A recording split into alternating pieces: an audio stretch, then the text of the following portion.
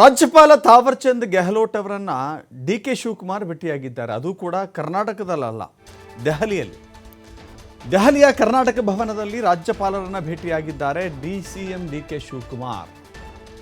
ಇದೊಂದು ಸೌಜನ್ಯದ ಭೇಟಿ ಅಂತ ಹೇಳಿ ಡಿ.ಸಿ.ಎಂ. ಡಿ.ಕೆ. ಶಿವಕುಮಾರ್ ಕರೆದಿದ್ದಾರೆ.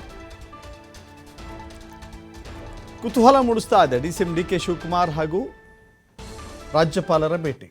ಕರ್ನಾಟಕದಲ್ಲಿದ್ದಾಗಲೂ ಕೂಡ ಅನೇಕ ಬಾರಿ ಭೇಟಿಯಾಗುವಂಥ ಸನ್ನಿವೇಶಗಳಿದ್ದಾಗಲೂ ಕೂಡ ಕರ್ನಾಟಕದಲ್ಲೇ ಭೇಟಿಯಾಗದಂಥವರು ದೆಹಲಿಯ ಕರ್ನಾಟಕ ಭವನದಲ್ಲಿ ಭೇಟಿಯಾಗ್ತಾರೆ ಅಂತ ಹೇಳಿದ್ರೆ ಯಾವ ಕಾರಣಕ್ಕೆ?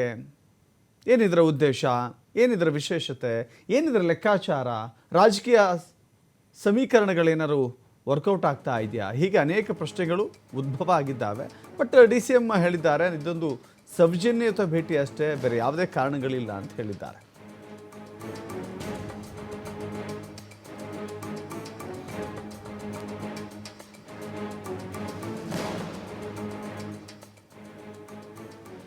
ಕರ್ನಾಟಕದ ರಾಜಭವನದಲ್ಲಿಯೇ ಭೇಟಿಯಾಗದಂಥ ಸನ್ನಿವೇಶ ಅವರಿಗೆ ಉದ್ಭವ ಆಗಿರಲಿಲ್ಲ. ಗೊತ್ತಿಲ್ಲ ವಿಶೇಷ ಕಾರಣಗಳೇನಿದೆ ಅಂತ ಹೇಳಿ. ಯಾಕೆಂದರೆ ರಾಜಕಾರಣಿಗಳ ಪ್ರತಿಯೊಂದು ನಡೆಯ ಹಿಂದೆ ಅವರದ್ದೇ ಆದ ಲೆಕ್ಕಾಚಾರಗಳು, ಅವರದ್ದೇ ಆದಂಥ ಕ್ಯಾಲ್ಕುಲೇಷನ್ಸ್ ಇರುತ್ತೆ.